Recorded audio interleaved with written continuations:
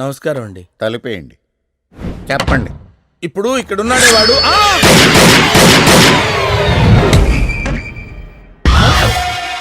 ఏమిటి సీమటపకాయ పిల్ల చప్పుడు వచ్చింది? అయ్యో గురుగారు, ఏమిటి మీరు భాష గారిని చంపేశారా? నేను చంపేయడం ఏమిట్రా? నేను లోపలికి వచ్చేసరికి లైట్లు పోయినాయి. లైట్లు వచ్చేసరికి నా చేతిలో గన్ను ఉంది, అక్కడ శవం ఉంది. మరి దాన్నేనండి ఇక్కడ మటర్ అంటారు. చచ్చిపోయావా? చంపేశావురా? నాకు తెలీదు. మా భాషాబాయిని మాకు లేకుండా చేస్తావా? మా బాబాకి రైట్ హ్యాండ్ లేకుండా చేస్తావా? నేను చేయటం ఏంటయ్యా?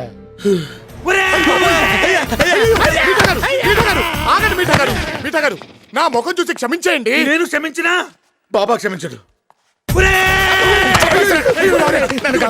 మీరేం చెప్తే చేయడానికి మేము సిద్ధంగా ఉన్నాం. సరే, నువ్వు చెప్పావు కూడా వదిలేస్తున్నా. బాబా వచ్చే టైం అయింది. ముందు శవాన్ని తీసుకెళ్లి సముద్రంలో పడేద్దాం. ఏంటి మీరు అనేది? కర్మకాండ జరిపించకుండా సముద్రంలో పడేస్తే ఆత్మ శాంతించదండి. చంపేసింది కాకుండా సాంప్రదాయాలు మాట్లాడతావా? వాడిని తిట్టదని చెప్పరా?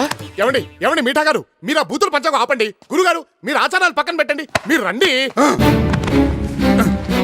భాషాబాయ్, ఇలా మర్డర్ కేసులో ఇరుక్కోవాల్సి వస్తుందని నేను ఎప్పుడు అనుకోలేదు. ఇలా మర్డర్ అవుతానని నేను ఎప్పుడు అనుకోలేదు.